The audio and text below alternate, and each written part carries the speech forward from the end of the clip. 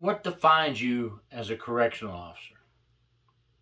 What keeps you strong? What keeps you going? I don't believe I ever thought about that while I was working. I mean, sometimes I would say, like many of us do, oh God, same shit, different day. And that's not uncommon to say that and still have a good attitude because, this job puts a big drain on your physical health, your mental health, a lot of stress dealing with the criminal element behind bars. But, now that I'm retired, I look back and think about what it did for me. And then I'm proud to have served as a correctional officer for 28.8 years. I had different positions within those years, but it was all in the correctional officer capacity. Even when I did investigations for 12 of those 28.8 years, I was still a correctional officer senior inspector. I still interviewed inmates, interviewed staff, still went back behind the walls and sat down. No, it's not the same as the time I had on the floor, but it was still behind the walls. So all of us that work behind the walls, I don't think we see things while we're on the inside and realize what effect we're having on the people we work with, the incarcerated folks in there. Did we have a good impact on anybody in there? And on our agency, did we have a good impact and honor our badge and our oath well? We can't give up. And when I see people who retire from corrections, and I'm talking a lot about retirement today because you made it to the end of the line for some reason. You did something right. You did a lot right to make it far enough in the corrections field to retire. And you retired with honor and dignity, and you protected people and followed your oath. You did a lot. Corrections is all guts and no guns. Not a lot of glory, right? Because we're not glorified like the fireman, the policeman, the emergency medical technician. We're not glorified like that, but we have the toughest job, no doubt, because we work behind the walls with no weapons, outnumbered many times 100 to 1, and I can tell you some cases 240 to 1. And people just can't believe that when you tell them these things, the ones that don't know what correctional officers do.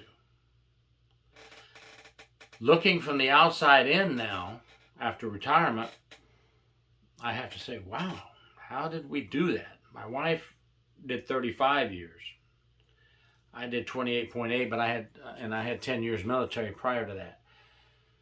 And we look at each other now and say, how did we do all those years? Working behind the walls of the jail or the prison, because we did our first many years in the prison, and then we did our final years in the jail. It's amazing how we can see how the years helped us gain wisdom. And we think about when we first started, and we thought we knew everything when we first started. I'm out of the academy, I got a brand new uniform. Boy, isn't it pretty? I took the oath. This is the badge. This is my certificate. It says I graduated the Correctional Officer Academy. I'm a correctional officer now. No, not really. You're not a correctional officer yet. Yeah, you are certified as a correctional officer, but you are not a correctional officer until you get some years under your belt and learn some things. But we all went through it. We all went in with our brand new uniform, brand new boots. Yep, I know what I'm doing. When we didn't know what we were doing. We have to learn from those who have been there a while. So I guess my other message beside after retirement, looking back and reflecting on being a correctional officer, and what we do for the community and what we do for the incarcerated nation, the incarcerated, the inmates, care, custody, and control. We do a lot of things for them. Now, they won't admit that, most of them. Most of them won't. There are some that will admit that we do a lot for them within the lines and within the policy and procedures, and we don't step over into the dark side. Some do. I'm talking about the ones who made it all the way to retirement today, who did their job and walked the line proudly. You know, it is one of the toughest jobs I've seen. I was in the military for 10 years. A lot of rules, a lot of regulations, a lot of things you have to do. But I don't know. I think my time, 10 years in the military, went by a lot quicker than my 28 years in corrections, behind the wall, locked up behind the walls every day. Yeah, we get to go home after a 12 or 16-hour shift, but we're locked up many days behind those walls. How did we separate ourselves from the weak? Those of you who, and I'll even say those of you who right now have 15, 20, 25 years and not quite retired yet. Congratulations to you for making them that far. Don't give up. How do we separate ourselves from the weak? We see a lot of officers leave year 5, year 1, and say, this isn't for me. I can't take this anymore. Well, it takes decisiveness. It takes dedication. It takes discipline, self-discipline, resilience you have to be a correctional officer. You have to have mental toughness. And even with mental toughness, you're going to come out of this job, many of the folks, with some type of anxiety, stress, post-traumatic stress disorder. And as you all know, suicides are very high among correctional officers. But you really have to be dedicated and communicate. I cannot stress communication enough. Communicate with each other. Pull each other through. Talk to your fellow officer that's on the shift. Talk to your friends about things. And even though they won't understand the corrections world, just talking about it will help a lot. And there's another thing I'm going to add, and I do this, and I've always done this, probably because the military drilled it into my head, but I've been reading a lot about it now that I'm retired. And a lot of people go, exercise alone will not help stress. Well, no, it won't. It won't help you with all your stress. But exercise is way up on the list to help reduce stress. Get some kind of exercise program going. Get out of the house. Do something physical 3 times a week at least. I know it's tough with the overtime and everything, but you can do it.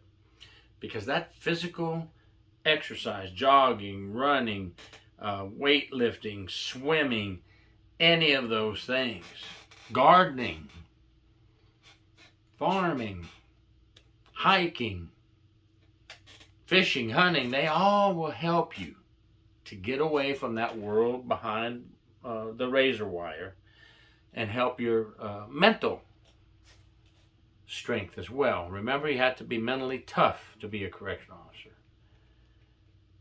Okay? You have to have intestinal fortitude to make it all the way.